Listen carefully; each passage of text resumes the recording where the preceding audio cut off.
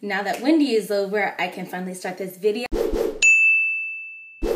So hello Lesbian Central, today's Thursday, my name is Trey and I am back again. So this week we have two topics like always. The first one's dealing with long distance relationships and the second one's dealing with finding time to spend with your significant other. And so since I think a lot of the girls talked about the long distance relationships and I'm personally terrified of long distance relationships, I'm going to talk about how to find time to spend with your significant other.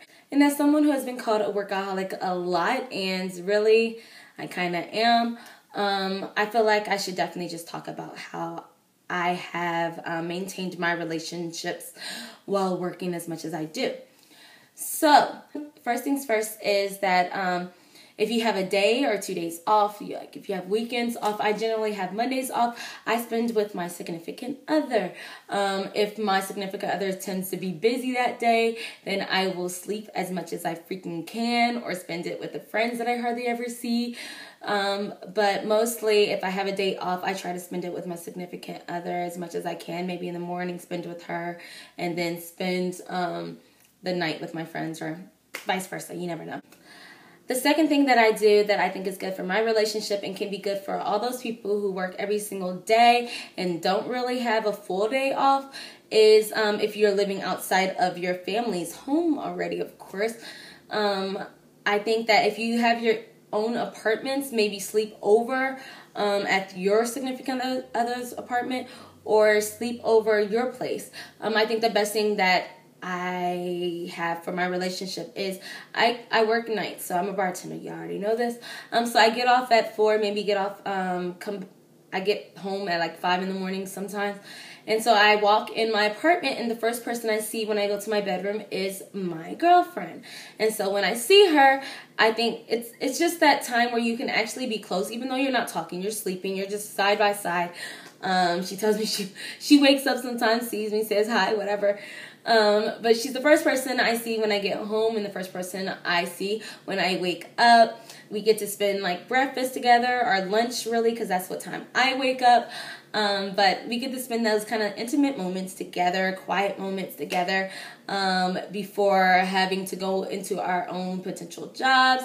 But I think that's one of the good things to do is just be around each other at night if you have your own apartments. Also, if you're in a situation like I am where you have two different kinds of times that you go into work or, two different kinds of jobs. Sometimes I actually go eat lunch with her, so she'll let me know that her lunch is going to be between like 11:30 and 12:30, maybe an hour, maybe a half an hour. I'll bring food or we'll go out somewhere and we'll eat together. So we have that little moment where we can actually see each other during the day before I head off to work and she goes back to work and, spends the night basically alone, or she'll come to my job and see me before it gets really crazy in there. So I think that's something that we work around, is trying to work around each other's schedules. Also, if you do have a weekend off, or if you aren't really prone to taking days off, which I understand, I don't really do that. But if you could take off a couple days each month, maybe work all the time, but if you take off that one weekend or those 1-2 days together and do like a day trip, maybe day trip to wherever is closest to you with your significant other, I think that's good. You'll spend a lot of time with each other and try to make up for the lost time that you have while you've been at work and while that person has been at work. I think that would be good. As well as if you don't want to spend a lot of money and go somewhere, you can have like a staycation where you stay either at home or you can get a hotel if you want to change the scenery up a little bit and stay there with your significant other and just like chill. Maybe sit on the couch and watch TV and watch Netflix movies all day long if you want to. Or like take in the sights around your city. I live in DC, so we can go see the national monuments. Those little things that we know are there and we take for granted, so we never really go see it. So those days you can actually just go walk around the national monument if you want to. There's different places you can find that you kind of take for granted because it's always been there.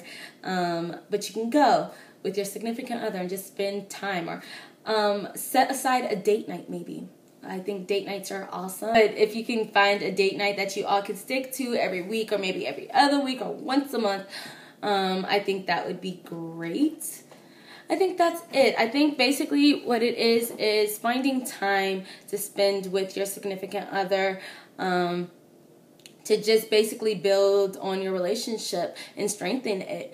For a long time, I did not get in relationships or even try to look for a relationship because I thought that I was just way too busy. And I thought that it was very inconsiderate to bring someone in my life knowing that I could not give them my full attention. And though I do feel guilty sometimes about that now, I know that there are times where I try to make time for her, and I try to set aside time just to be with my significant other, like when I can. I'm still a workaholic. I still feel very guilty if I'm off more than 2 days. But when I am off those 2 days, I try to spend with my girlfriend as much as I possibly can. So everyone, I hope everyone is having a wonderful, wonderful, wonderful week and a wonderful day. I guess I will see you guys next week. If you have any topic suggestions, please leave them down below, as well as any opinions or advice for me about long-distance relationships or any advice about spending more time with your significant other.